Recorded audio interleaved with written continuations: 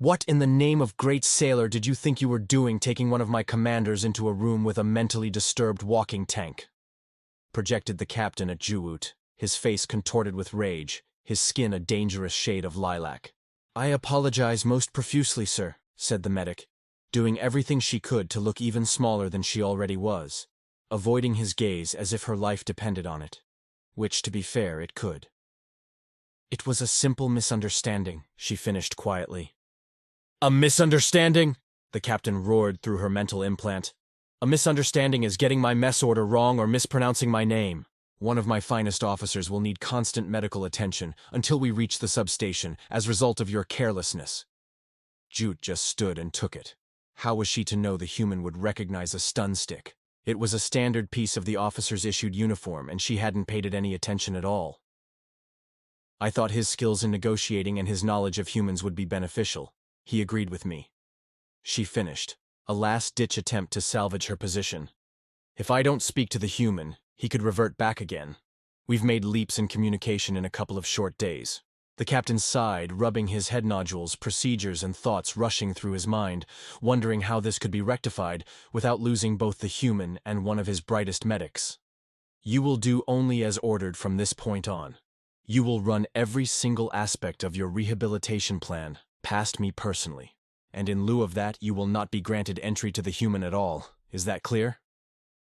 Juot merely nodded. All things considered, that was a very reasonable reaction. Earlier in the day, in the cargo bay, the human rushed the two Sarlans. "Hold fast!" shouted Juot. "What?"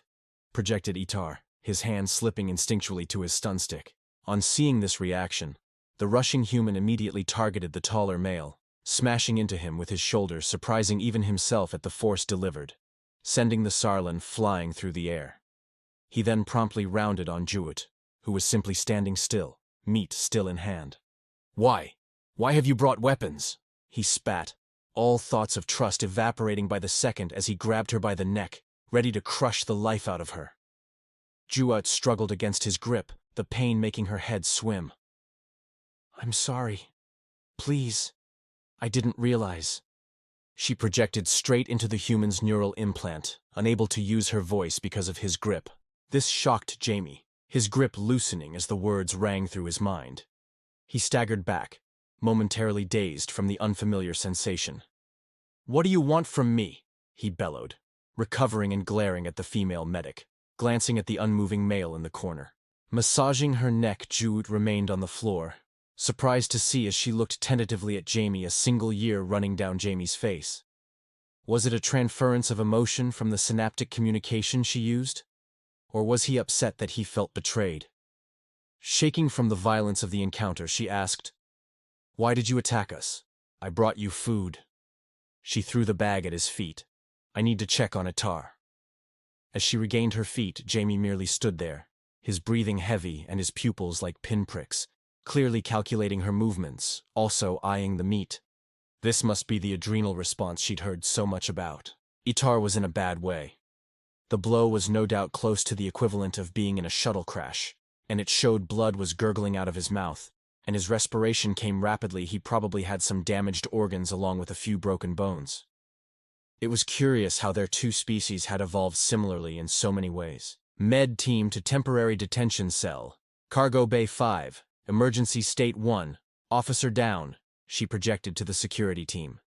They had about 30 seconds before the team got here, and intended to use every second now that she'd had time to assess the situation. "Listen, I must talk this way for speed. There's no time. Take the meat, it is safe to eat. Get as far back as you can and we will talk more later," she said, trying to stabilize the commander, her back to Jamie.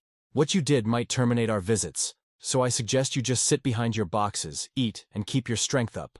I will try and explain what happened here," she said, sorrow filling her voice. Jamie's body had relaxed a little, and he realized the seriousness of the situation. Long-forgotten parts of his brain registered the fact that he had attacked someone that probably held rank and had clearly upset the female.